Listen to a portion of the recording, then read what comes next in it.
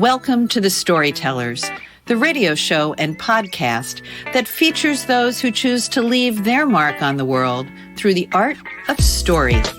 I'm your host, Grace Salmon. I look forward to our time together today. Now, let's meet our storyteller. Julie Blacklow, my guest today, is an an Emmy award-winning journalist with more than 40 years on television. She was one of the first women in television news in the United States. She's had an amazing career where she has met the spectrum of movie stars and murderers and everyday people who just overcame amazing odds. Her own life is writ with roller coaster rides of amazing highs and disastrous lows. She's had an amazing career, as I said. At the age of 60, however, she began to pull back from television news and totally switched careers to become a horse ranch manager. Here she learned that animals are sometimes a little bit more sane than people. Now at 75, she joins me here on the Storyteller microphone. She is an author. She has started going back to painting, which is something she hasn't done in 50 years. She's a podcaster. This is Julie Blacklow at the Storyteller microphone, obviously a woman who is not done. Julie, thank you so much. Oh, hi, Grace. Thank you for having me. It's an honor to be here with you. Well, I wanted to have you on for so many reasons. First of all, the lovely Amy Ferris connected the two of us, which was just such an amazing gift to have her on the show. And then to say, you have to have Julie Blacklow. And then I got to read your amazing memoir, which, first of all, I just adore the cover. You know, you were adorable. You still are adorable. But Fearless, you know, I just love the entire title of this. But the reason, Julie, I wanted to have you on the show was you were who I wanted to be, but was told I couldn't be because women didn't do journalism. Amen. So talk to us about that journey. You're a minute older than I am. How did you know you could do it? I didn't. My whole life has been an accident and completely unplanned. And I went to one of the great journalism schools in the country, Northwestern University, never took a journalism course, but took a writing course. And my professor said, "You write pretty well. Have you ever thought about going into television because you're kind of pushy and overbearing?" So I think but women were not doing that. So I was on course to be a teacher, which is what I think was acceptable to my mother. And so I migrated. I got back home to Washington, D.C., married a guy who brought me to Seattle to get as far away from his Jewish parents as he could. And so I fell into it. I met somebody at a picnic who was a reporter at the NBC affiliate here in Seattle. And it was intriguing to me because I had seen a woman on this NBC station in Seattle. And I thought, I can do that. No one ever told me I couldn't. But even if they had, I would have probably said, oh, I'm going to try it anyway. No was never an acceptable thing to stop me from anything. And you can see in my book, I pretty much tore down a lot of barriers. So I ripped them down.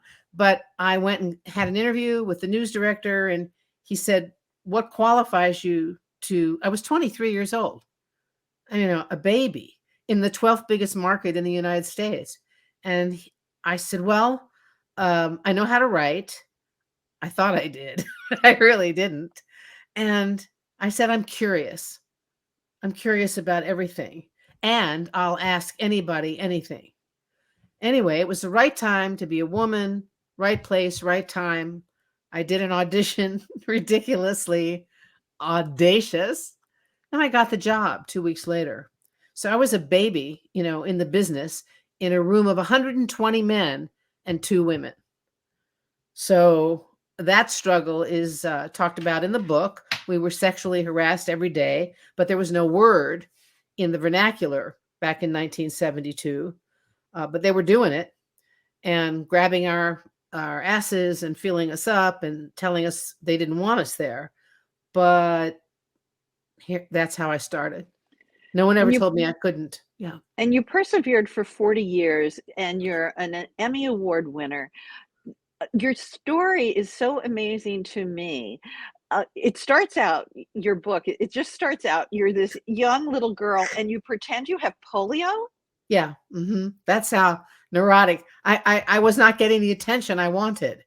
So I faked this. I mean, it's ridiculous, right? I mean, it's completely neurotic.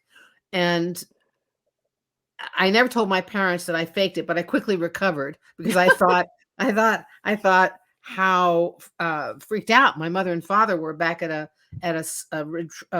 resort where we went every summer as a family. So I saw my cousins getting more attention. I decided to make that's the first line of my book. I made my legs go numb. Who does that? I mean, a crazy person who is pathologically in need of attention. So my whole life, after I finished my book, I wrote it to figure out how I got where I did. Who was I?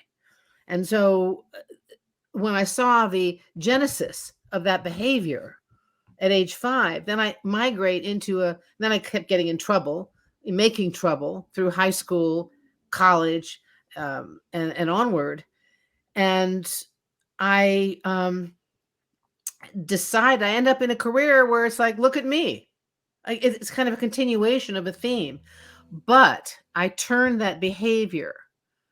This is the story I tell myself. I turn that behavior into helping others, to use the powerful weapon of a television camera to help others who didn't have a voice. And that pretty much defined a lot of the stories that I did over that career. And I think that does come through so beautifully in your book. What I saw, and yes, obviously it's a blatant plea for attention, but it's also a little girl who had figured out how to get what she needed. That's right. And I would never play that down, particularly as a woman, as a bad skill set, Julie. No, it was a good skill set. I was just born a master manipulator. And I used to apologize for it. I used to think it was a bad thing. And all of those traits as a child, you're pushy, you're ambitious, you're aggressive, you're needy, you're all of these things. And it took until I was 72 years old to say thank you instead of, oh no, I'm not that. Well, that's but I am that. Well, I love that in your bio, and I wanted to circle back to this. Your friends describe you as tenacious, decisive, bossy, opinionated, loving, loyal, and brave. Yeah, that's all true. I'll take the what I would used to think of as the negative and say thank you for all of those. All that is me. All those things apply to me. And I'm kind of an unashamed woman, and finally thrilled to see women stepping out of those cultural labels that have been. I just see a rising of women everywhere, and it's fabulous. It's fantastic. It gives me hope. I think I see a change too. Again, I'm going to be 69 next month. Baby. Yeah. But I was on that cusp, my first job, I wore all those horrible bowed necklace things that we all had to wear, and I didn't have a lot of money, so it was those little polyester suits, and it was just a horrible, then we got into pantsuits because that was like really women's lib, that we could actually wear pantsuits instead of skirts.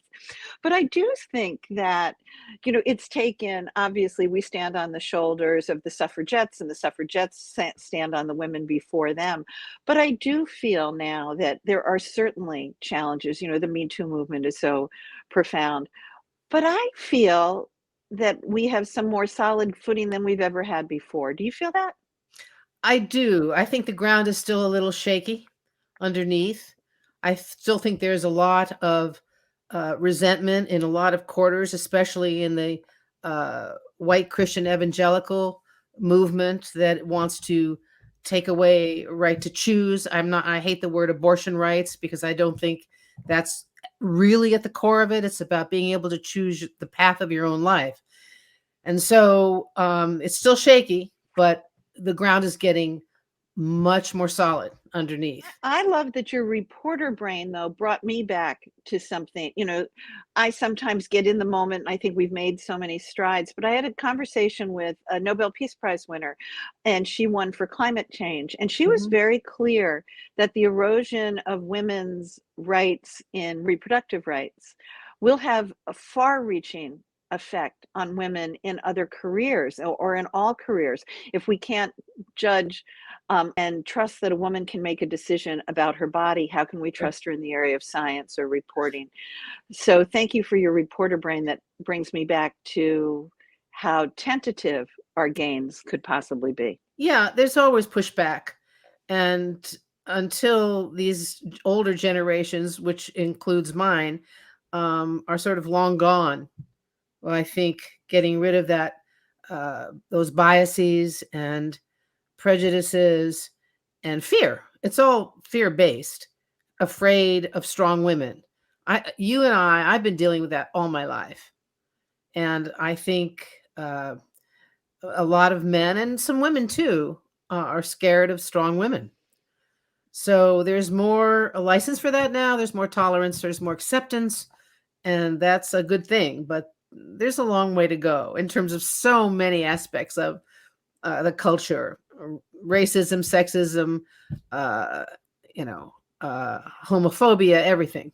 So there's always a fight to be had, and and a story to be told. Yes. You told some amazing stories in your book, from picking up on the theme of sexual harassment to famous rock stars, Yeah.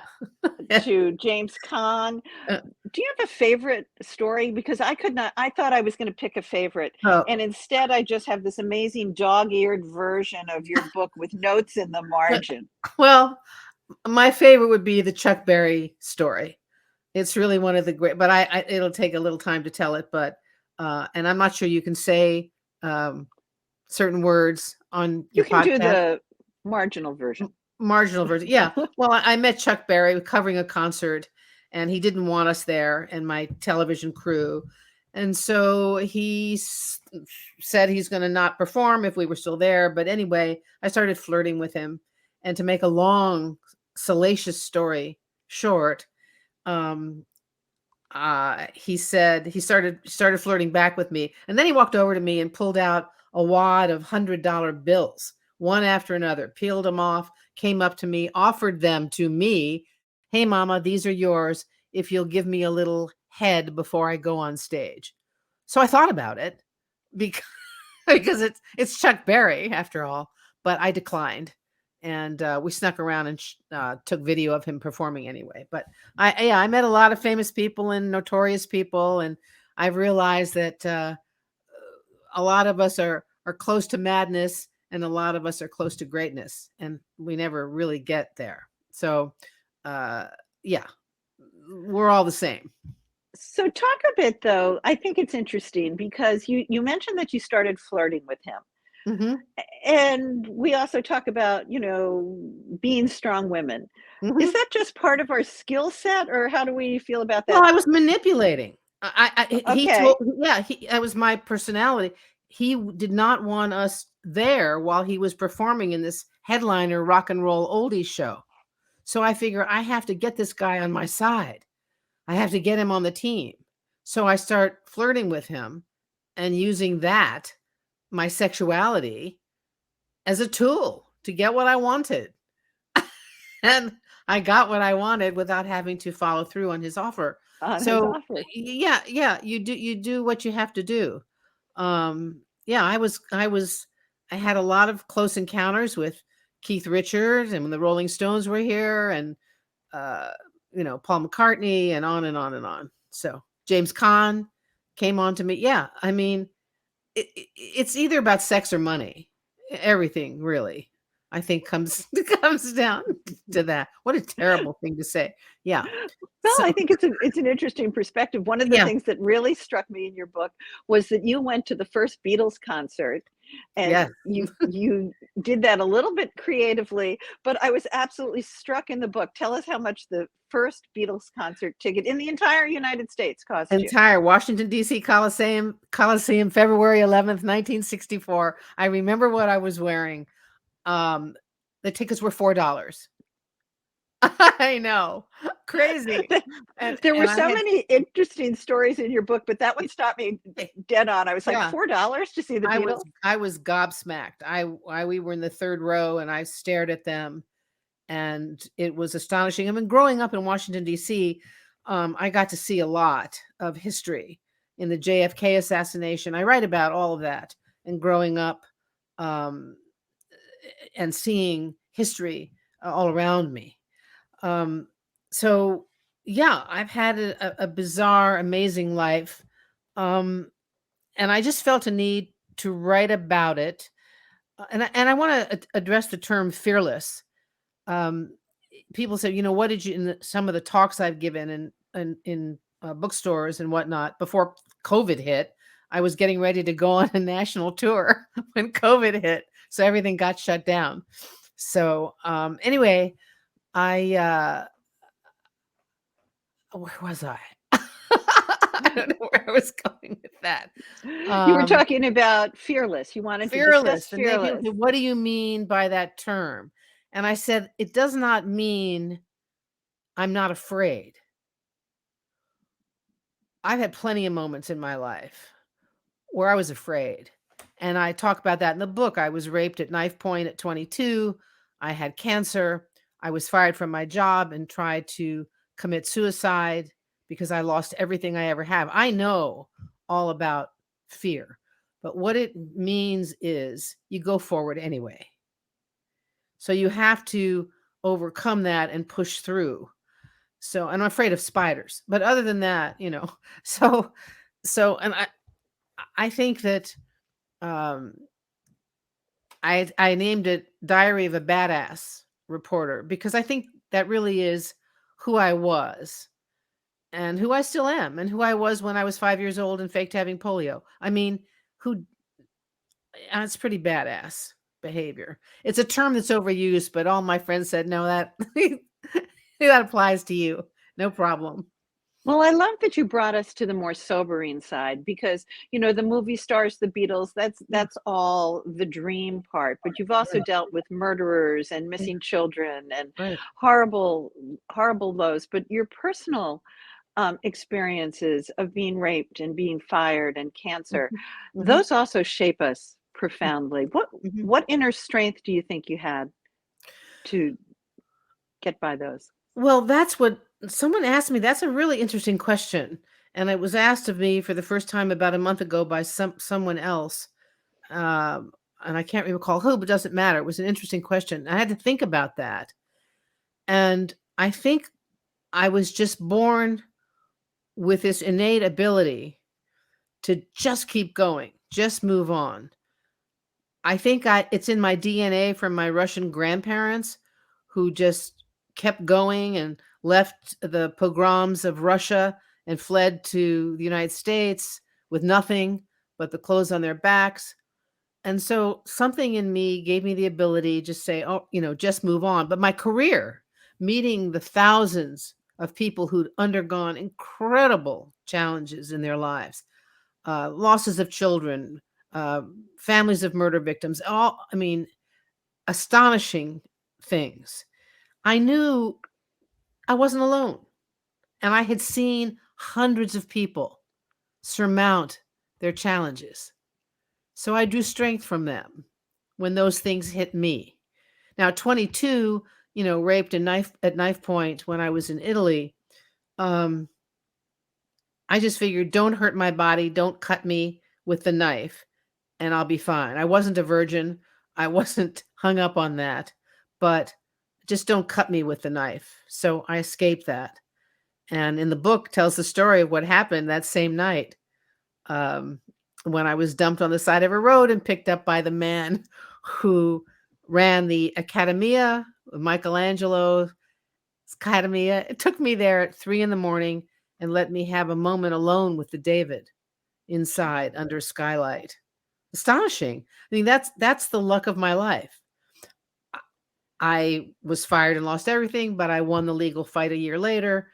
I had cancer, kidney cancer, had a kidney removed, but it was caught in time, so I didn't need chemo or radiation. So it's just not my time yet. And it is not your time. You are beginning to paint, and I love you paint your pictures and then you post them on Facebook, which brings so many of us so much joy. You're starting a new podcast. Tell us about that and tell us a little bit more about your new book. Well, the new book, I've only written the first line.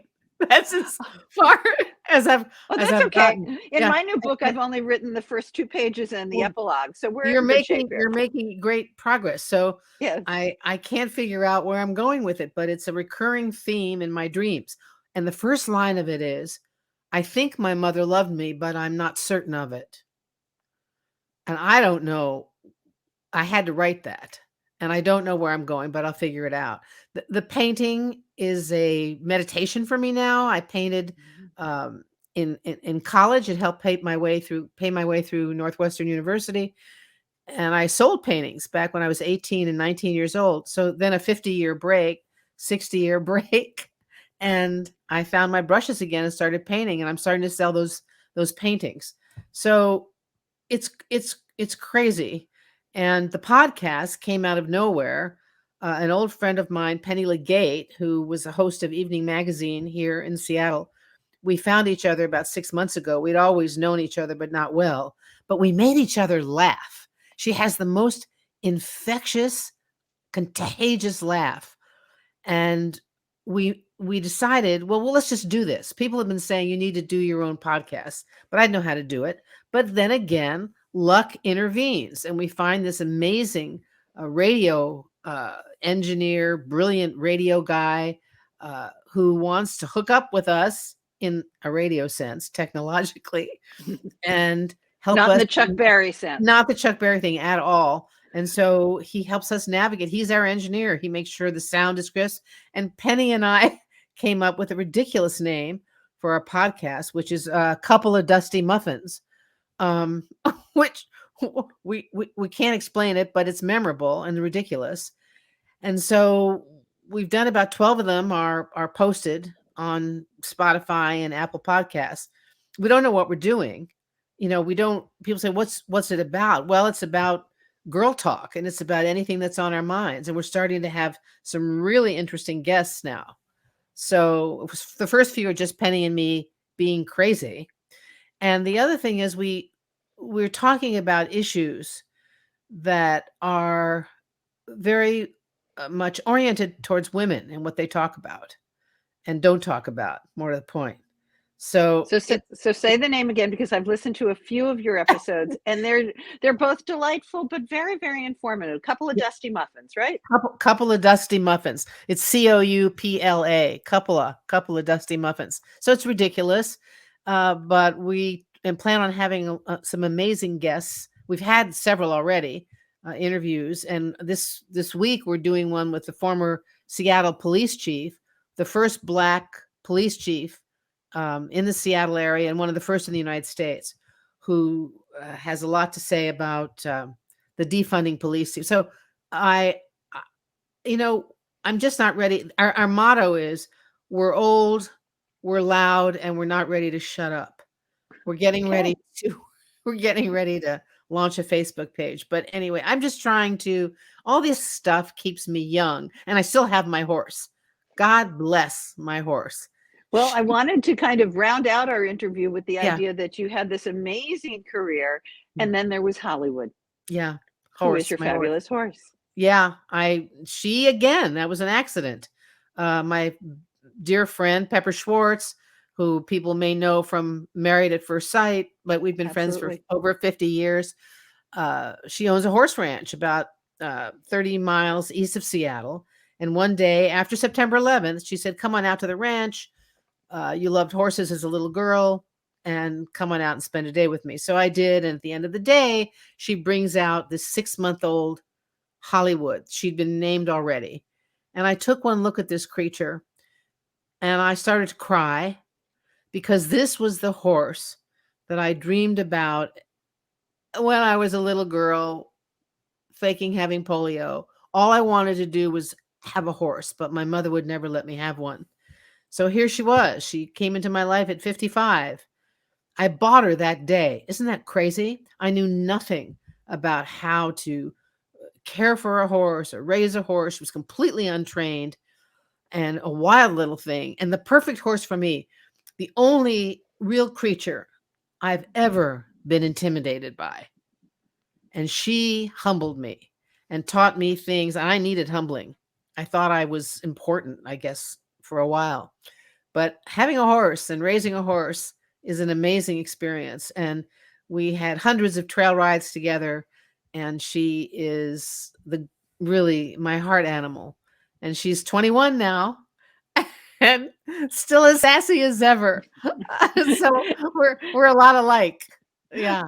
I was going to say, as both of you are. Julie, we have so much more we can talk about. I want you to write more than the first line of your next book, and we will circle back and chat often. I just am so grateful to have you in my life as a new friend and somebody who have great conversations with. Thanks for being with me on The Storytellers. Thank you, Grace Salmon. You're amazing. Well, thank you for that. This has been a copyrighted episode of The Storytellers by Grace Salmon and Authors on the Air Global Radio Network. Thanks so much. That concludes this episode of The Storytellers. I'm so glad you could be part of the story today. I hope you share the stories, tell your own, and come back for another episode, because when our stories are told, everything changes. I'm Grace Salmon.